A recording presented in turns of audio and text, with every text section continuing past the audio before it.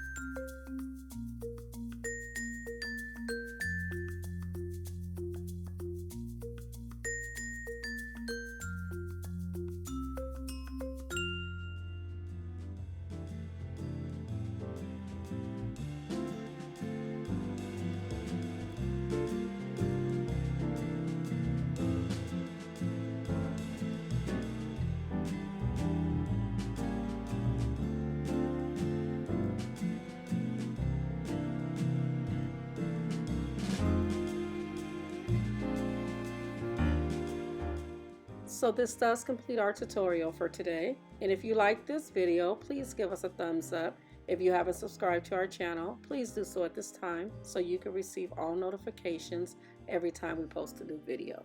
Until next time, may God bless you and keep you, and we will see you on our next video. Bye.